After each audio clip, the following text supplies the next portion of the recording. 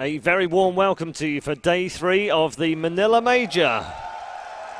That's right, we're back for more action after 2 fantastic days of Dota 2. We've seen some incredible scenes, some incredible fights, and some very shocking results over the last 2 days. Day 3 should be more of the same, I'm sure. We've got 2 lower bracket games and 2 upper bracket games. Our panel almost ready to bring you their thoughts on what promises to be an exciting day 3.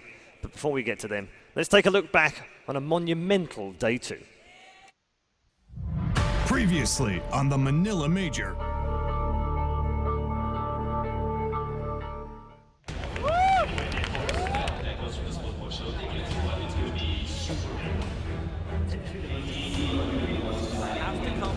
The Dire Observer is seeing perfect position. That's only the sentry. They didn't see him on the bat rider. Now they will. So where is your opening? Where's your target? And that's what it's going to be. Tricks of the trade will allow Misery to escape for now. So he got moved. Can they kill him off in time though? Weehara is there with the EMP burn. Nubi going to do this with only half tank of gas. They need more damage. Now the Death Ward's kicking in. Moo's actually going to survive through this one. He's trying to get rid of the bug. Not going to happen. How's able to find a couple of kills. But now, maybe DC. They are on the run. KP. No, Moo's going to go down. DC are back in control. KP will go down too. The Shiva's guard's out. Yeah, now the break, and there is a 3-man photo catching him out. Let's see Weehara inside the pit. The Ravage remains from Sean, hitting the wall. This is DC, 1 foot from the grave, and they're about to be buried by Nubi. But it's GG and the team wide. Nubi will advance 2-1 against DC.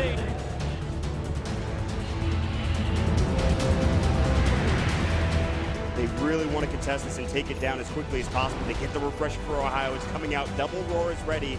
Can they find a kill off of this? Maybe he's walking up with the Silver Edge. Ohio's going to be pumped first. Ravage catches onto 2. Black Hole counter initiation. Static Storm on top. Aggressive is low. They get off the Static Storm. Shelly pops refresher's not enough.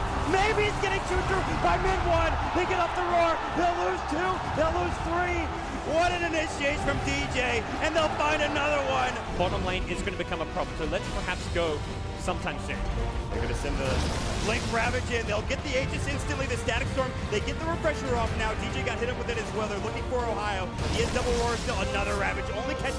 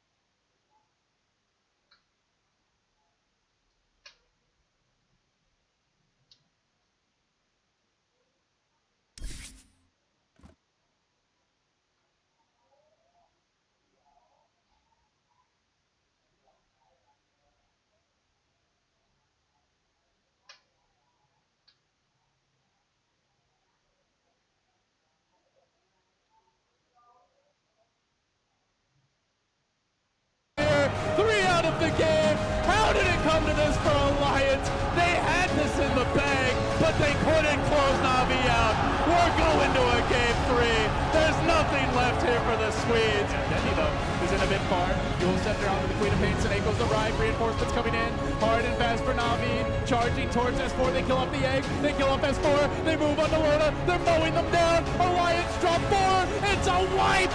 Na'Vi just completely wrecking them. This is a whimper. This is ugly. Even a Sunstrike massacring Alliance, running them down. This is not family friendly at all. And there it is. GG.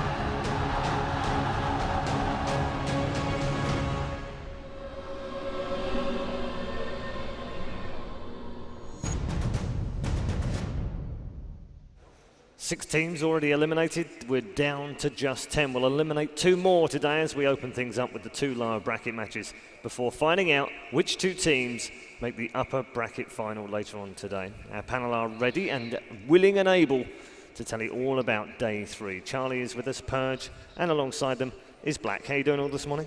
Pretty good. Everyone good? Yeah. Long day yesterday, but fun day, Charlie. Oh yeah, absolutely. I'm really excited to see what day 3 has in store for us. I think every single day we've seen something crazy, something amazing. Yep.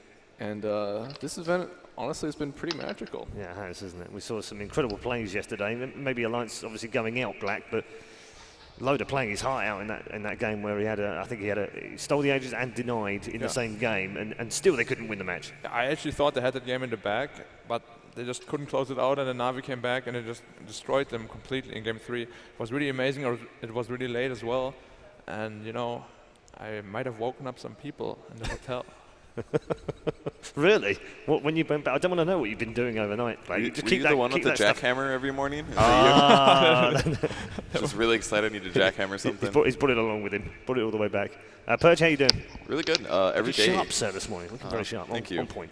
Every day has like amazing games. There's always at least 1, maybe 2 upsets that have been incredible, and it might be the same today. Every team that's left over could definitely win the tournament, and that might happen. We might see the crazy like loser bracket run like OG did at Frankfurt. Like we could see Na'Vi doing that. I mean, considering I keep betting against them and keep losing, that's 3 of my losses come from Na'Vi now. It's been your kryptonite, isn't it, in the predictions? Yeah, it really has actually. It's time to flop. Yeah, okay, let's take a look at the bracket and update you as to where we are right now in this $3 million 3rd ever major. It's the last major of the season before we move on to the international. All these teams are fighting for the title, of course, and the $3 million, or their share of the $3 million, $1 million plus for the winners, but they're also trying to impress Valve to try and get those all-important TI invites. So just as important in the lower bracket to perform well, as you can see. Team Liquid and Na'Vi are already through to lower bracket round 3. We'll start the day with DC and Vici.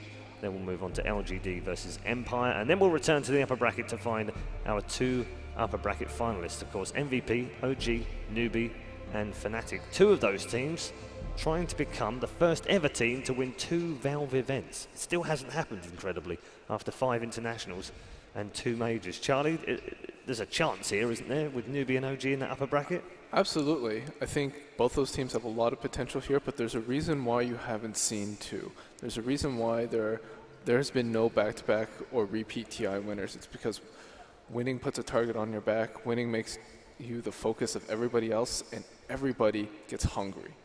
Yeah, Secret, of course, the previous defending major champions, already out in the lower bracket, and Evil Genius is the international champions from last year, also out in the lower bracket. Just shows what a great field of Dota 2 teams we have right now. Black, what do you put that down to? Why is it so competitive right now? I think it's just the whole skill level of Dota in general. Every year, the gap closes further and further. What is really important right now is team chemistry, how the team works with each other, and just how much you trust each other. We've seen it with Secret and EG. They have all the potential in the world, but they just couldn't make it click in the end. Purge, we're going to talk about predictions, and we'll show everyone at home how it's going in terms of talent versus, or analysts, I should say, versus the community, because the community are doing quite well right now. It's actually, I mean, look at top 5 for English. The only one that's not there is Wings. I would say that is actually, in some ways, we're doing better. Our bottom 6 or whatever are a little worse, but not significantly. If you just swapped where DC was, I would say English is definitely ahead. Okay, all right. I think the community are doing rather well right now. They've got DC in, and then the rest of them are pretty much the same. I guess the MVP at 5 means that it looks slightly better for talent because they've got 4 of the top 5 in there, but it's still going well. And a few surprises still in with a shout. Empire 15th on both rankings, and yet they're still in the tournament. Well, their side of the bracket hasn't been played that far yet, so I think that's even a little unfair to say. It's equivalent to them getting knocked out the same round as Alliance and Complexity. So We're going to get to the second half of the lower bracket today, and that will progress that, and we'll figure out whether or not they deserve that. They've clearly already gotten through that first round, so bottom 2 was not deserved, but can they go deeper? I'm not sure. Against LGD, it's going to be tough. Okay, as long as his kryptonite is Na'Vi, Charlie, they were ranked very low in both sets of rankings. Both the analysts didn't think much of them, and nor did the community, and yet here they are, romping on. You know, a lot of people did have Empire as their dark horse of this tournament. They do have that potential to go very far, but Purge is right. They have a really tough matchup against LGD, who they themselves have been looking very good. Another dark horse considered by many at this tournament. And it's going to be a really close series. In the past, Empire has had a history of maybe choking a bit at lands, not pulling out the win when they really need it. But this is a bit of a new squad, so we'll see if they can pull it out here. Yeah, LGD versus Empire, of course, our second game of the day. I also want to talk about OG and Newbie, because they're still looking strong, still going through the upper bracket, and previous winners, of course. Newbie a TI4 winner, and OG the winners of the Frankfurt Major. They are potentially, along with Na'Vi, and I want to put VG in there, but it's very different looking VG Gaming Reborn, but they are previous winners of it. So we've got 4 in there at the moment that could win a second title. Do you think it's possible one of those picks it up? I really like the chances of Newbie and OG, because as Charlie said, if you actually won the last major as Liquid did, I mean, not Liquid did, but they came in as the favorite for this tournament, and that puts a target on your back, as you said. And OG, they have been doing, like, they were okay, but they were never really like, yeah, we're going to win this major easily. Same as Newbie.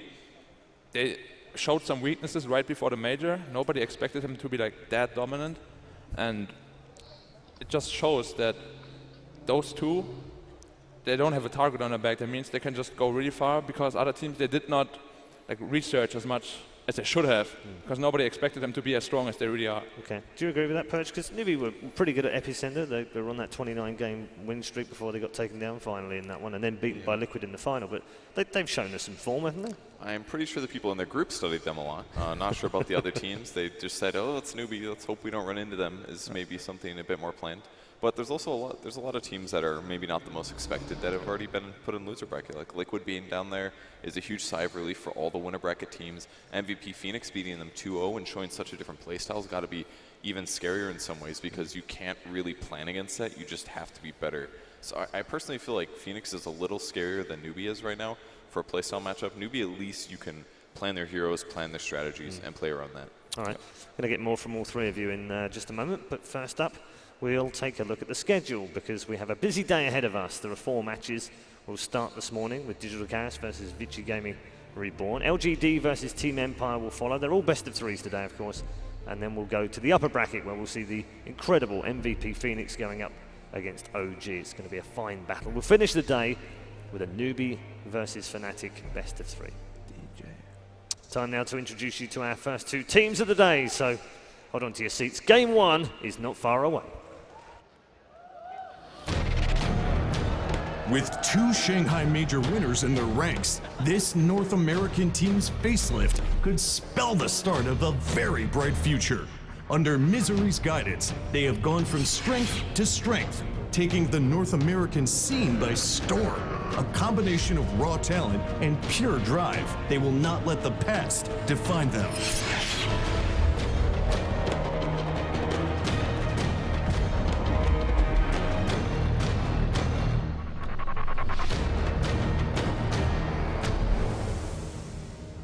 Welcome on stage, Digital Chaos!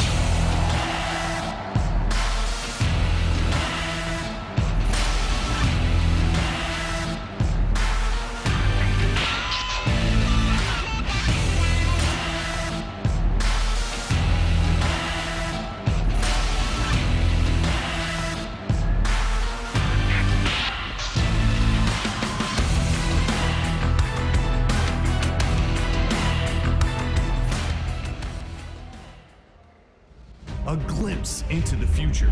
This dynamic lineup unites the old guard of FY and DDC with a trio of breakthrough Chinese talents. Boasting some of the would-be stars of tomorrow, they play a cunning game of strategy and reap the rewards of greedy drafts. This is a team with a bright future.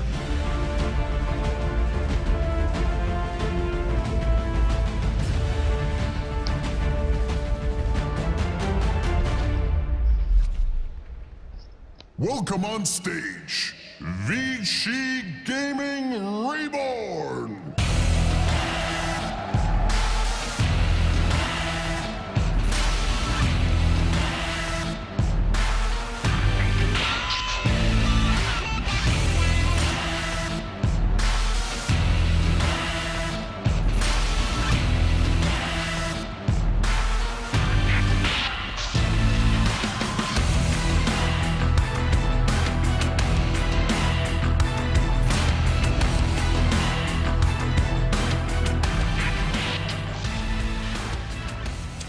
Right then, we're ready.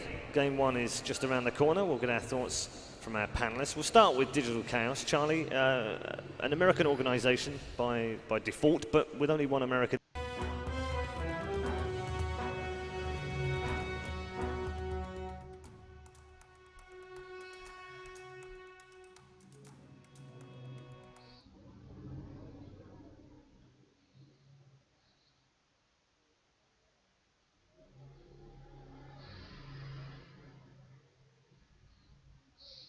Was thinking about IG when actually we were talking about VG, which is why I said 4 teams. It's actually 3 because. Yeah. Yeah, Hey, he's a nice guy. Don't turn He's him a into. nice guy. Don't right? turn So him into didn't me. throw me under the I would never call you out on anything. I would never call you out on anything. You should have done. Charlie would have done. He was itching. He was like, "I want to get in there." I saw him. He was like shaking. I was like, that's why. I was That's why. scared. So I was like, DC played really well so far. Have they surprised you in the way that they've played? They definitely have, but for me, they've also shown a significant weakness, which was if we doesn't get his comfort hero and they actually pressure him a lot, then DC as a whole plays a lot weaker. And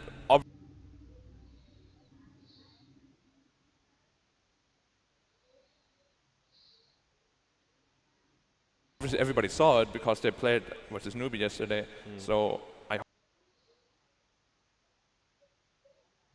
hope they thought about something to cover up that weakness. Yeah, I really agree. I feel like they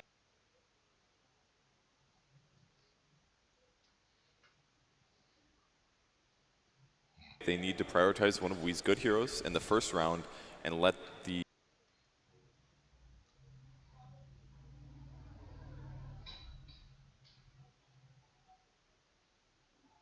it be done in a way that it doesn't corner their draft or put them into a corner. With that said, though, I just don't have the most faith in DC today. I mean, they're not even playing with their best 2 players, Sunsfan and Slacks. So, can they still win? I'm not sure. Like, why would you bench those 2? It doesn't make any sense, you know? That's a weak meme, bro. Weak meme. I was waiting for the Charlie burn. I think Charlie must have been in a good mood or something this morning because you could have easily got burnt far harder than that. I'm going to leave these 3 memers to themselves, and instead we're going to check in with one of the players of the year, in my opinion. And many people underrate this player as well. This is Resolution. I'm here with Digital Chaos's Resolution. How you doing? Hey man, good.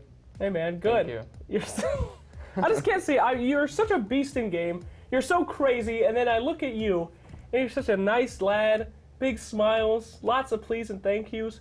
What's the difference? You're a psycho killer in that game. Well man, sometimes you're just not dying at all in game, so that's pretty much it. That's pretty much it. Now, recently you moved over from the CIS region to the U.S. How you liking the U.S., man? What's your impressions? Impressions? Yeah. I guess it's more about food. Yeah, tell me about it. Well, my breakfast starting with burger. My lunch is a burger, and you know what I'm getting for dinner? Burger. What? What? They gotta feed you better than that. What the heck? Is that your choice, or? No. I'm always asking for salads, for some healthy food, but sometimes you just got some spent and you can do. Sunsfan's food regimen is horrific, but all right, it must be giving you energy. I mean, DC has been doing amazing things in this major, just going ham so far. What do you attribute that success to? I mean, we did a lot of hard work together, like as a team. We watched pretty much a lot of replays together, and just talking about after games. We go outside, we talk about like our mistakes and stuff, and that's how we improve.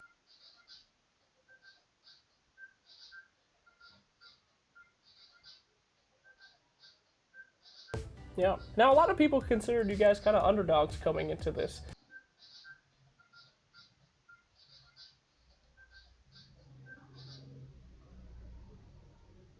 I didn't see a lot coming out from you.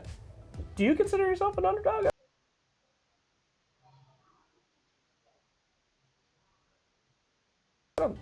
Well, it's kind of better when no one like believes in you, and you like don't feel pressure to do well in tournaments. So that's better for me, especially. Yeah, I mean, let's talk about team diversity for one. You